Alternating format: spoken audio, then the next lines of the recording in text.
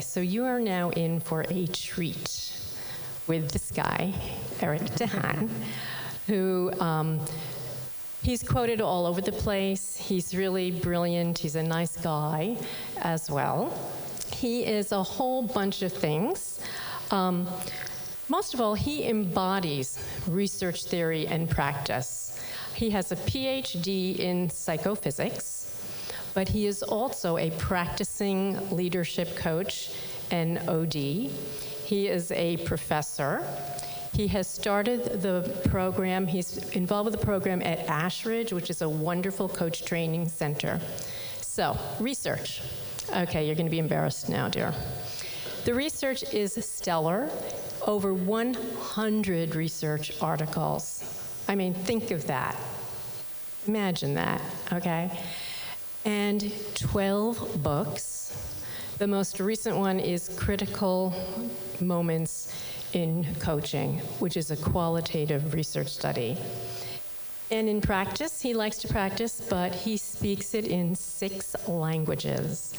So he is amazing. I see Erik as an explorer, and he examines the truth, and as a result, we get to be more effective and get to practice our craft and art with excellence. A warm welcome to Erik de Haan. Thank you so much, Carol. Thank you. Thank you very much. Hello from Amsterdam. We've all traveled so much today. Let's try to make it worthwhile, and I'll try to do it in a way that you can also do some exercises maybe in this room during the hour. Those are 3 interactive moments where you will ask yourself questions that I often ask my clients. So this is Ashridge. In fact, the picture on the slide is where I started working 18 years ago. It's a beautiful place. Obviously, it's a manor house built on top of a 12th century Augustinian Norman monastery, where you can still visit the vaults. It's very beautiful. And I want to thank this place for actually becoming interested in leadership. So when I joined, I was an experienced consultant and coach, and I was confronted slowly as I joined that I actually never asked a question about the profession of my clients, and that I didn't know much about leadership, what it was, what they were doing, how they could improve leadership. And this was quite a confrontation for me. As people, you know, this is a business school where people go for leadership training and MBA and development. And so they asked me sometimes in the corridor, which book should I read? If I read one book, I'm a busy leader. And I didn't have an answer. I didn't know much about leadership at the time. And I couldn't find, through reading what I might recommend. So over the years, I found out some, and I will build on Lisa's presentation, I think, some things about leadership which are also uncomfortable, such as it's not very well defined at all. Partly, I think this is to do with something Lisa mentioned, namely we are already so dependent on leadership the moment we are born. It's kind of the amniotic fluid that we grow in from the very beginning. So it's a bit like asking the fish about the water, the famous metaphor. Maybe we don't know it so well because it's so universal, and we share it with many animals, of course, who have very interesting patterns of pecking orders and leadership. Then, more important to know, leadership is not going well. And that's quite apart from what we've heard about the situation this country and I think the rest of the world is in. Leadership is not effective at the moment. I'll demonstrate that. And then we don't know the difference between successful leaders and good leaders. I think we wonder a lot about this, but we don't really know the answer. And I hope to provide some answers today.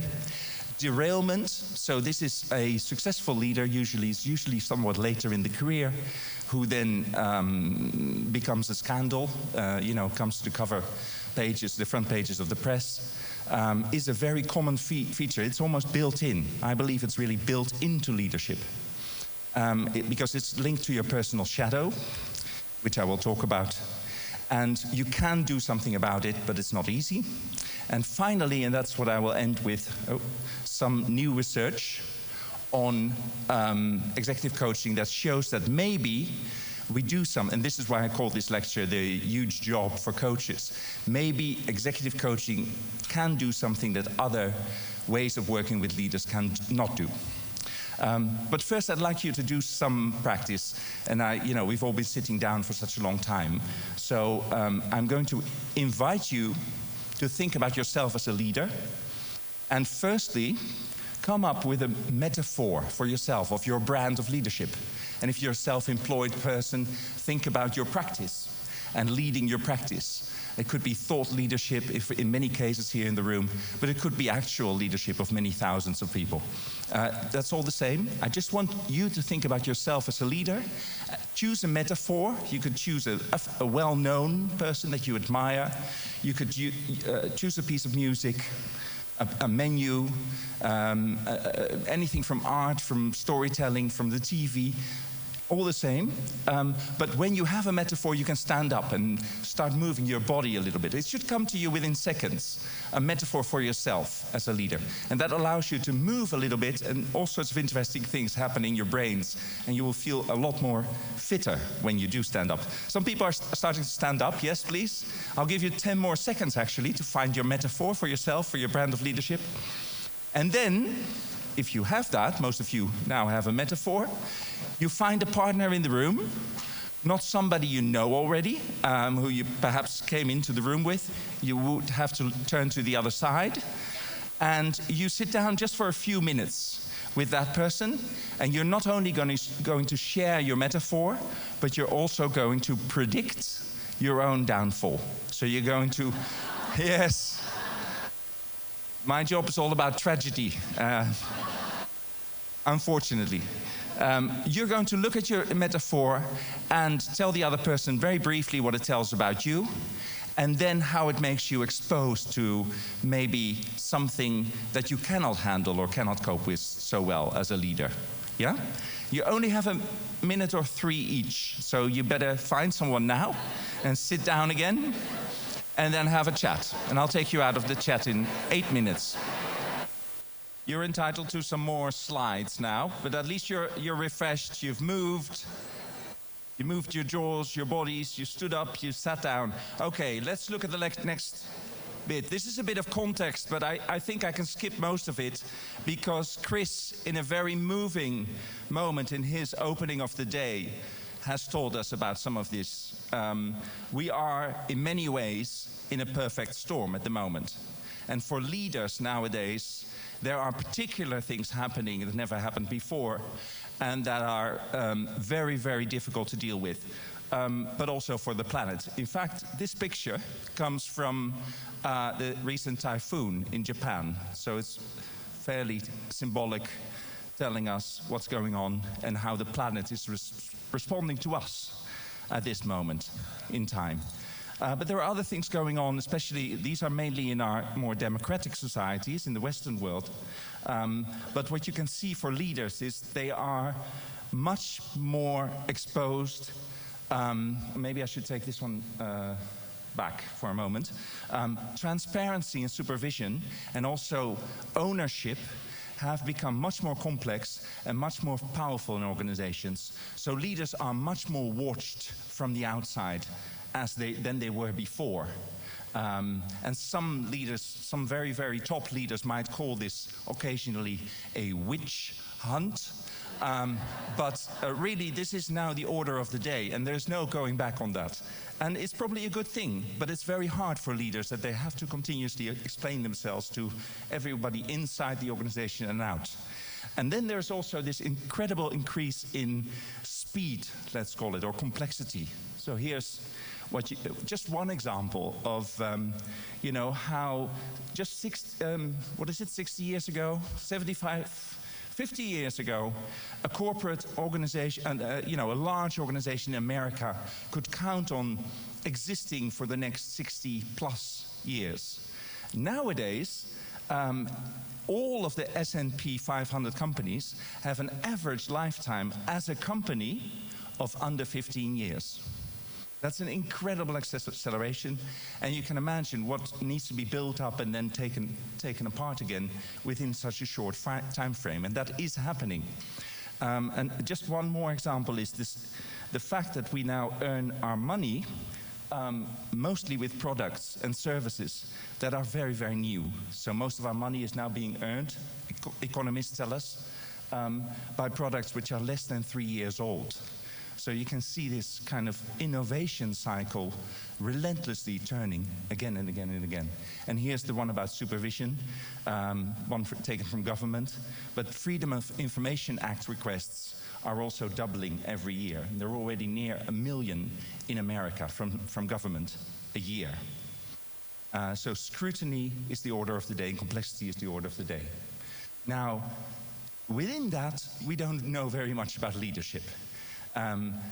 So there's relentless pressure. That's, I think, the core of what I'm bringing today. And yet, we don't know how to handle this pressure very well. Of course, as you know, there are many, many books and studies and research about leadership, and it's accelerating. Here are just the books about one leader, Abraham Lincoln, in this case. So there are a great many, and I think no longer can we expect any scientist to know them all and read them all. But in the 90s in San Diego, there was one person, his name was Joseph Rost, maybe one or two of you remember him. He wrote a book, Leadership for the 21st Century. Never became a bestseller, but it's a very important and great book about leadership. What he did there is he summarized all the definitions given of leadership. And one of his major findings was most of the literature doesn't bother at all to define leadership. They just write about it. They don't say what it is. They cannot therefore give criteria for improving it. And they cannot teach it.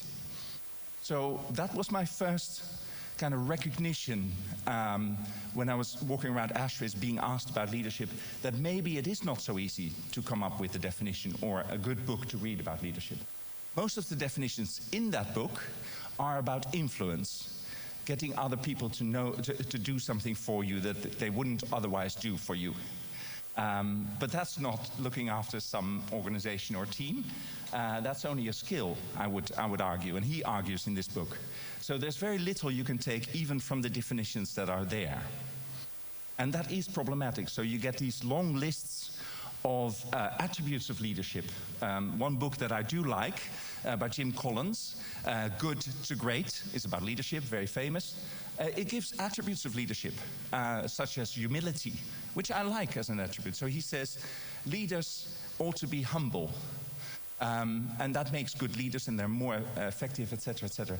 He also doesn't really define what leadership is. He just gives it an attribute, something that it ought to have. Sometimes these attributes are much more heroic than that, as you know.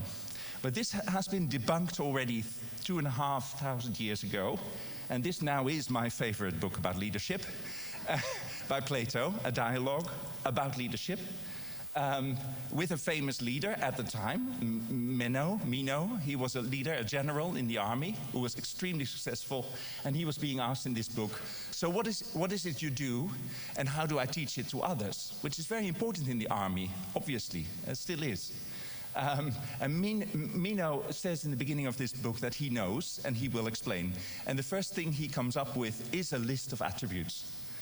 And his counterpart immediately says, no, I was not interested in colors and sizes and, adjectives of leadership. I want to know what it is. What is leadership? And they spend the next 100 pages without finding an answer. But it's a healthy, good book to read about leadership, I feel. Second problem with leadership, it is not delivering very well. So if you ask, and now we don't know, of course, who to ask because we don't know how to define it yet. But if you just ask the team that a leader leads, so that the direct reports, and you ask them confidentially, is your leader any good on a scale from 1 to 10? The average response is about 50%. And the United States of America, it's even lower. It's nearer to 40%. So that means that if you look back yourself and think about the bosses that you've had in the past, perhaps, half of them you didn't think they were any good, and half of them you really rated. And you can do a little experiment right now with that. You can check for yourself. Here's a heuristic for who is a good leader and who isn't. Just imagine yourself in the lift of this hotel, going back down, suddenly being joined by your boss. Yes, I can hear already some responses. That's about 50% of the audience. So who feels inhibited and feels exposed when their boss suddenly joins them. And the other half feels strengthened and appreciated. Well, this is maybe, if you turn this the best possible way, it's a 50% success rate that leaders have. Any other profession, car salesmen, estate agents, lawyers in the US, they would have much better ratings than that. Even the unpopular, I tried to mention a few unpopular professions. Dentists, coaches, 80% easily. And so on. So if you want to look at leadership as a profession, we don't know yet because we don't have a definition, but then it isn't performing very well. And then, of course, there's this problem. It is corruptible, and I think by nature. Here's just one very rigorous piece of research about this. This is the likelihood that a senior leader will derail, that a leader will derail.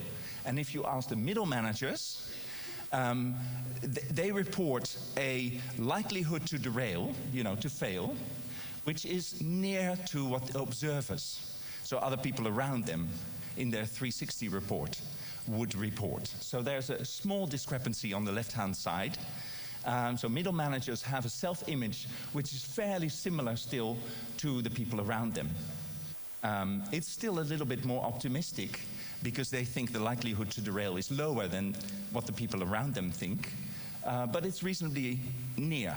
And as you can see, the top leaders that we have, and this is an aspect of leadership, and maybe isolation, maybe just hearing the good news from your environment too often, they have a much bigger discrepancy in self-image compared to how others perceive them.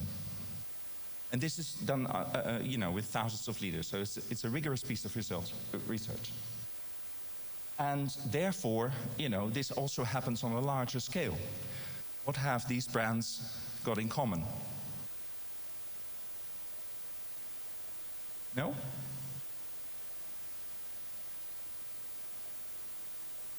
Failure, I hear. Scandal, maybe. Yeah?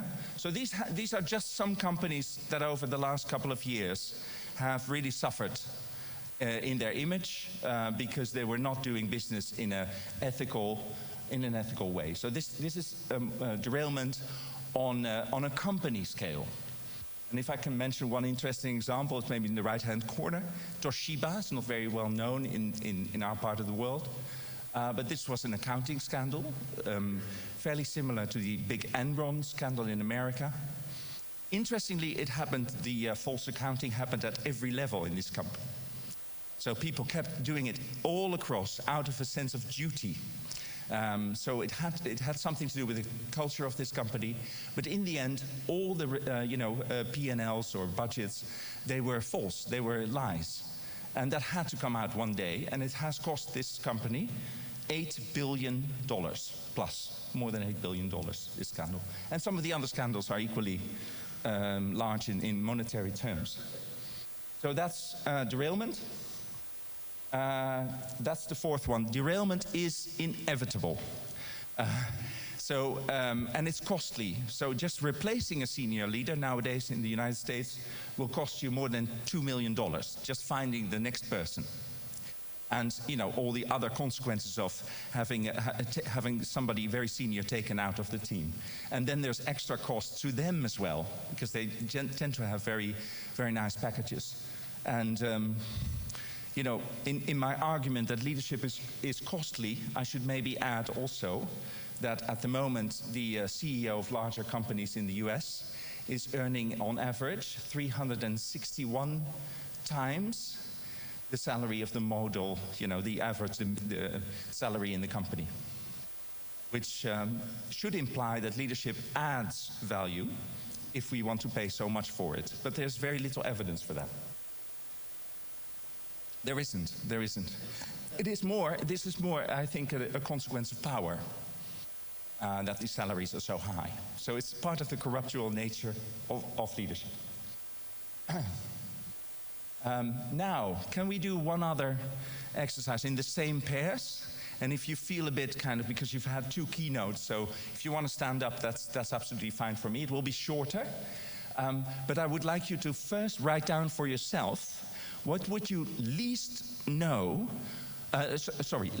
want your clients or your boss to know about your leadership? So this is kind of revealing something to yourself. So you can keep this to yourself. You don't have to share it in your pair.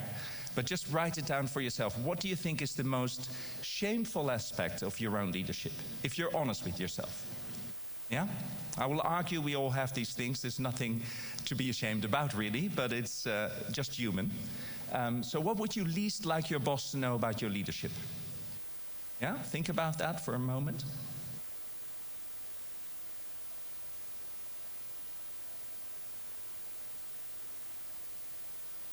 Write it down.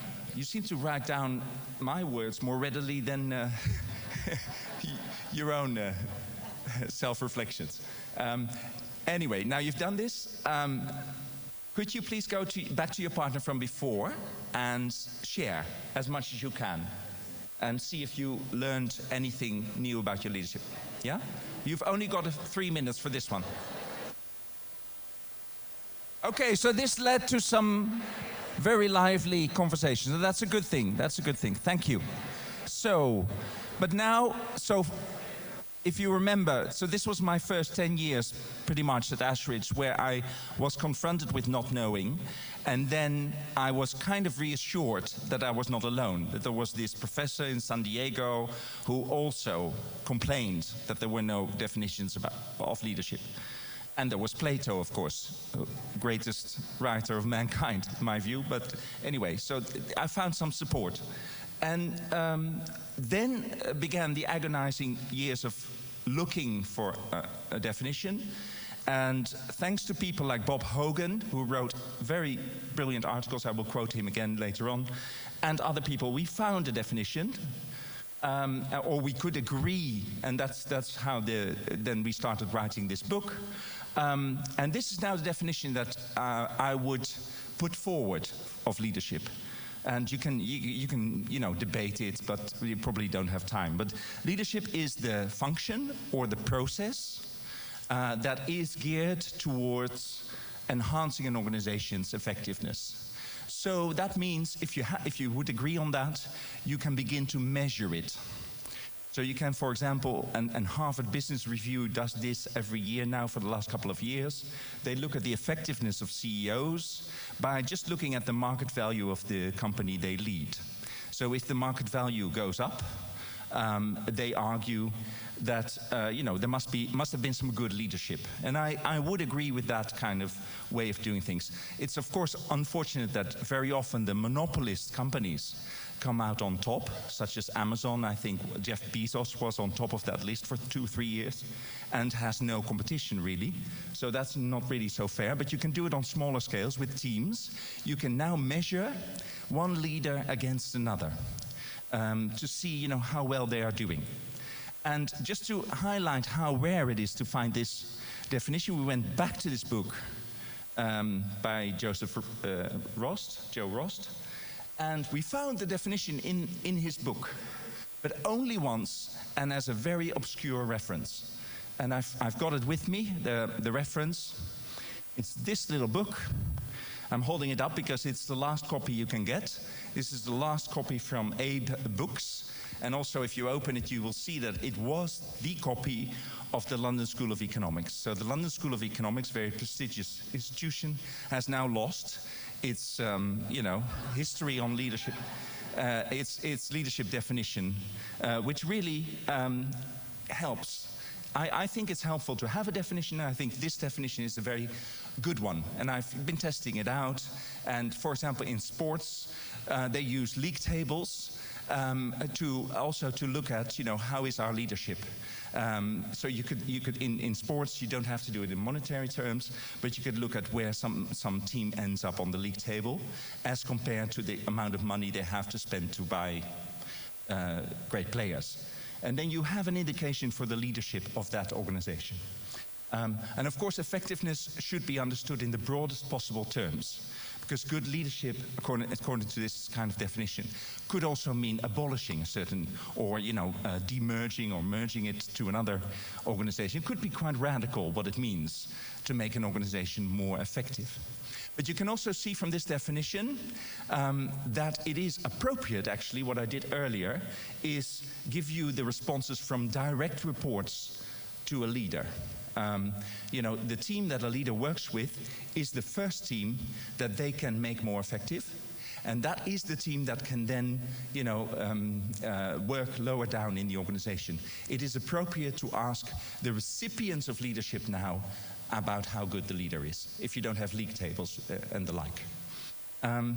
It has some other consequences as well, which are quite radical, but fortunately not so much as after Lisa Barrett's talk this morning. So one is leadership is same as followership. So for example, I am a thought leader here this morning, and you've been following me so far. And that's a choice you've made. Nobody's gone, grabbed the microphone and started to argue with me. No, you've chosen to let me have my half hour of, have my theories first. And then, so we have a kind of a deal in this room with leadership. When it comes to thought leadership, of course, because I have not done any kind of grab of any leadership of the conference itself. So I'm also following entirely within the slot that's allocated to me, etc. But that is a leadership choice. It makes the organization more effective in many cases if many people just choose to be followers. Leadership is also the same as management, so a lot of the literature makes this distinction, but Joe Rost already says there's not much of a case for it, especially if you don't have a good definition. But with this definition, management is maybe more the day-to-day or the tactical or the operational, and leadership might be the more strategic, but they're both trying to make an organization more effective. And then leadership is relational. And that's the link with Lisa's talk just now, where we saw that emotions only acquire meaning if we kind of have another person being affected by emotions, or by, for example, those faces. So we are with someone who pulls a face, and then we make sense of it, and we feed back maybe through words, especially as coaches. I agree with her, that's a very good practice. We may feed back what we see or what we kind of sense in the other person, and we co-create leadership very much. It's a relational practice according to this definition. And everybody contributes to it, and the best criterion, because once you have a definition, you can have a criterion. The best criterion now is to ask the organization. Unless you have a kind of a rating of how the organization is doing in comparison to similar organizations of similar size in a similar market, which you often don't have. So I'm now coming to some more consequences. And what you see is leadership success and effectiveness are not the same. So we all have two careers, as it were. I've put them down here as blue and orange. The blue career is really our, let's say, our income. In America, you don't have to be afraid to ask somebody's income, I've been told. So it's the kind of, what rank do you have or what money do you earn with your leadership? And that's one career, upwards, maybe. Another career is your effectiveness as a leader. And they are not the same. And they might not even correlate always. I'm not saying they anti-correlate. So leaders who get promoted might be actually very wise, mature, helpful leaders who get a lot of effectiveness out of their teams.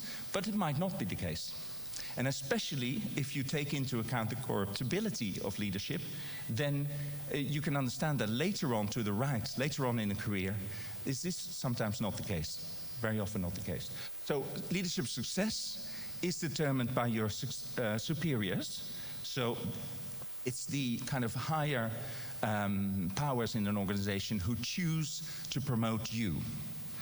It's never, or very rarely, unfortunately, a democratic process, to vote for who should be promoted in this department. It's normally the boss or the boss of the boss who will, or the HR with the boss or whatever, to promote you. So it comes from above, whereas effective leadership comes from below. So you can see these are very, very different things. They could be aligned, but they might not be aligned. And now we know also something about predicting leadership success, because this has been done. Now, for example, you could take the research that's been done for many years in the Sears Corporation. It's probably one example of one of those corporates that do not exist anymore. But they did very, very good work with their trainees in the 70s, 80s. For many years, they had many academic graduates, trainees, and they put them through a whole battery of psychometric tests. And then they just measured where they ended up in the hierarchy of the organization. So that gives you a way of predicting from a group, a large group, thousands of trainees, graduates. Where do they end up in the hierarchy?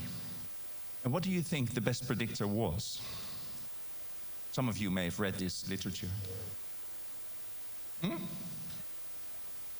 Narcissism we will talk about when we come to the yellow arrow. No, not narcissism, no. It's not that bad. Extroversion is a good guess.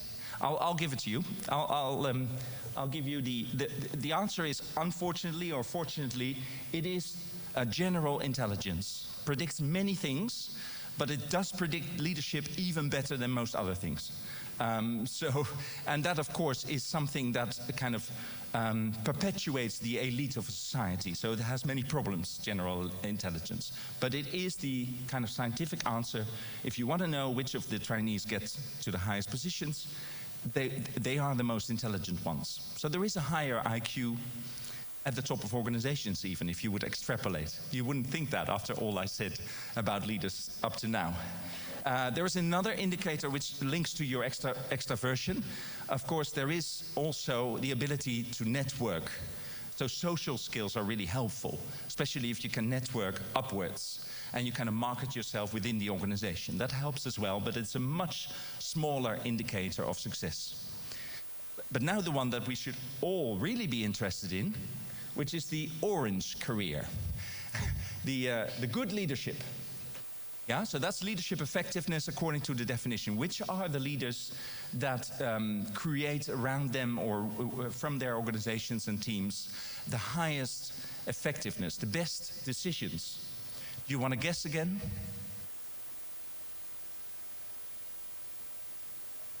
Emotional intelligence, I hear. Humility, back to Jim Collins, yeah? No, it isn't, no.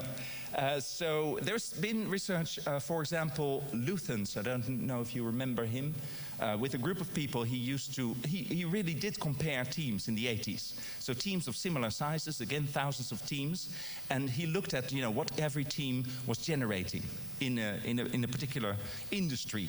And he compared leaders in that way, and he found the best leaders were actually the leaders who were open to upwards feedback.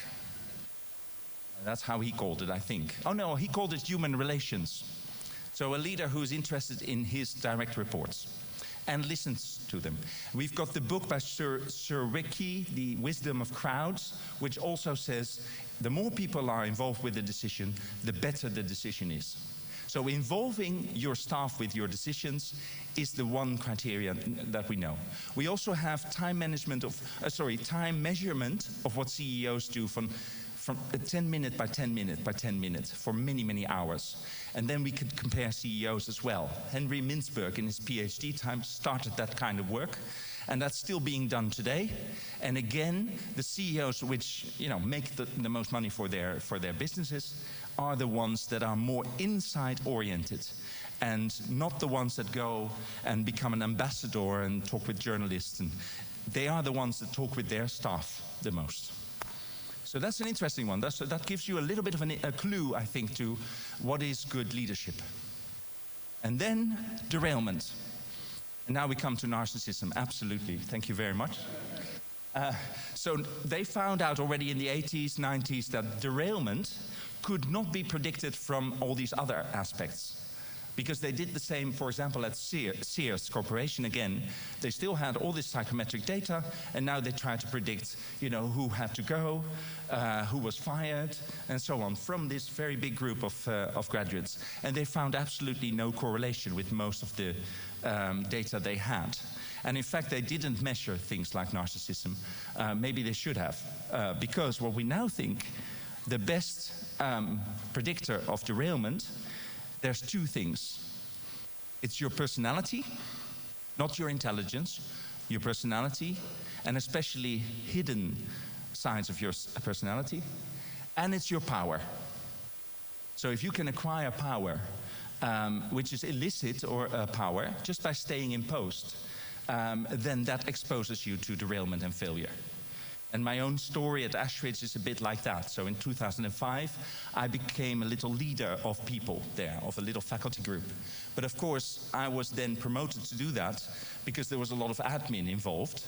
And the more senior faculty people would rather prefer me to do the admin, but they still wanted to keep the lead in terms of the strategic direction of our programs. So in the beginning, I was promoted, but I felt I couldn't decide anything. And this is now 14 years ago, 13 years ago. And I've noticed my own personal power grow and grow and grow and grow, up to the point that now I find it no longer healthy. In the sense that if we have a big challenge as a small faculty group, they all say, unless we kind of stop ourselves, but they all say, Erik, tell us what it's going to be. What are we going to do? Erik, come on, you're the leader. And so I feel that I can decide most things from my faculty now almost by myself. And another problem, and it's called managerial discretion in the literature, is the fact that I can go beyond my faculty. I know everybody else in the business school, so if I want to kind of influence something in other groupings of faculty, which are maybe younger faculty or new leaders just in post, I know quite a lot of levers of power there as well. And that would be completely illicit. That would be illegitimate use of my power.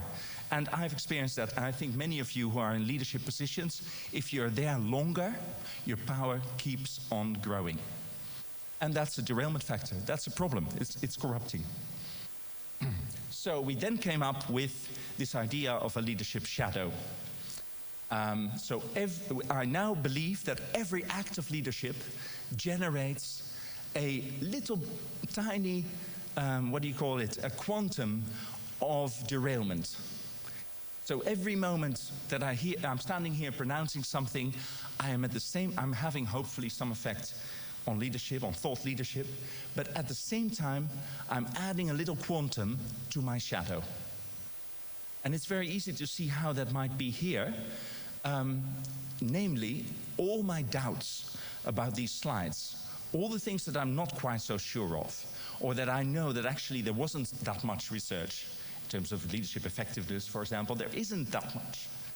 I won't tell you that, because it would go against the few things that I want you to go away with, the few takeaways from this speech. I don't want to undermine them or confuse you. I won't tell you the sincere and deep doubts that I also have about my thought leadership. And if I keep doing this talk, like George Clooney did with his little bag going all over Mile High, or what was it called? I keep doing it, then I don't even tolerate, that anybody would challenge any of my slides. So these little quanta, they grow in my shadow, and they're out of view for me. That's why the word shadow, which comes from Jung, of course, Carl Gustav Jung, is a very helpful one. And maybe this picture is not a very helpful one, because she is actually seeing her own shadow. I think in reality, many leaders don't have an opportunity to see much of it, especially if they don't have a very, that's the next thing. a very assertive family, for example, and a difficult life partner who keeps challenging them on things and says, well, you're not so sure, are you, Erik, about that lecture? If you're blessed with that, if you're blessed with a life partner who constantly challenges you, of course the shadow is being managed at home a little bit. Yeah? Because your partner will know, your children, mentioned by Lisa, they will know all the weak spots in Lisa's presentation and in her personality. And similarly with me. And also the next person who knows is my direct report. Or with a top leader, it would be the PA, the personal assistant. But they tend to be fiercely loyal. Even the direct reports to the outside would be loyal to the leader, not just in America, in most countries. So they won't blow the whistle very easily. That you perhaps slam the door as a leader as you come into the office and you bring a bunch of flowers the next day to compensate for that, which is a derailment pattern, which we know very well. It's not narcissism, but it's a borderline personality pattern. So, yeah, for your next exercise, I've got some time, yeah. You're going to look at those patterns for yourself, and I'm quoting other people here. So this is not mine. This is Heifetz, for example, from Boston, I think, or lives in Boston. And he proposed a very helpful way of looking at the contributions of leaders. 3 different contributions. Order, so these are the entrepreneurs, the doers. Direction, these are the visionaries, the inspiring leaders. And protection, these are the caring, containing, nurturing leaders, if you wish. And he said, just like some other people, like again Mintzberg, he said, you can map leadership in this way. Through thinking, doing, and feeling, we contribute to our leadership. And in fact, we have talents there. Our personality tends to go to one of these, or broadly these kind of directions. So some of us are, like me, more of an academic thinking leader. Others are much more doers and contribute by connecting people and by doing the legwork for meetings, etc. So we have different personalities there, and the overdrive patterns that I'm going to propose, they can be mapped within this kind of territory. So if you're an inspiring leader, you might overdo your inspiration or your thinking, and then you become,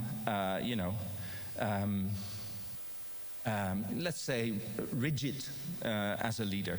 You're no longer flexible, or you become even, very skeptical.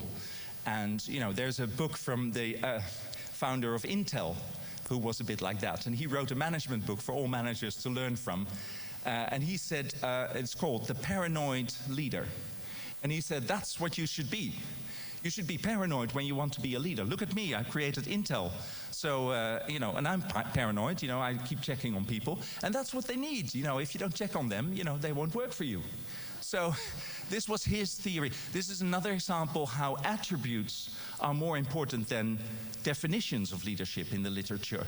But it's also a beautiful one, because it's somebody who is somewhat aware of his own derailment pattern, but then chooses to advertise it as a tool for everyone. Yeah. He, by the way, he wasn't such a problem because he retired very much on time, and I don't think Intel had a big scandal because of excessive paranoia. But he was very paranoid.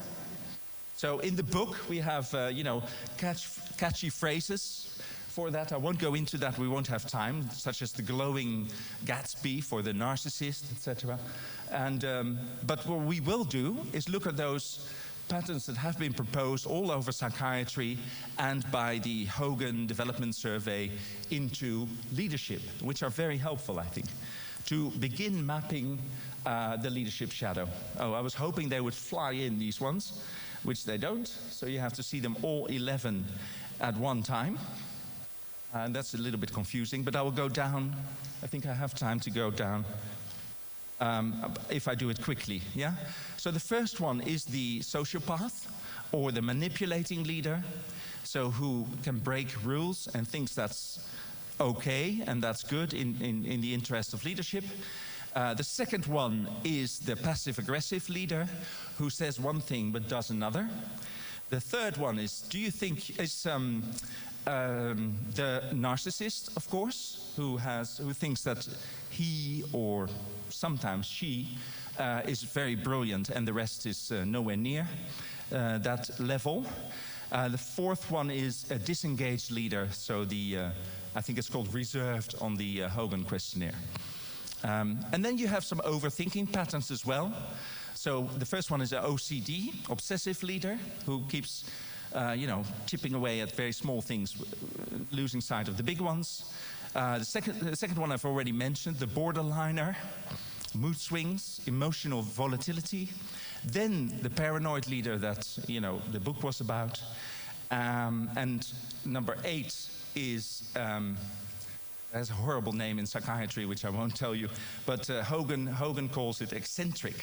This is an eccentric leader who just wants to be different for the sake of it, and stops many decision-making processes by doing that. The next ones are to do with over-caring. So dependent leaders, followers, under pressure, don't have an opinion and want to avoid conflict. Second one is the histrionic leader. So that's a word for an actor in Greek. So you want to be the center of attention by telling tall tales and dramatic stories. And the final one is the cautious or avoidance personality in psychiatry. I would say the last one is probably the one that I would point out. If I look at your previous president, it's very hard to find a personality derailment pattern in Barack Obama, but I would say, at some crucial points in his presidency, he said, for example, after months and months of killings in Syria, that there wasn't a strategy yet. They were still deliberating a strategy. And so, that was maybe one of the downsides, that he really wanted to be sure before he took action. But at least he didn't suffer from the famous dark triad patterns, which would be the combination of sociopathy with narcissism.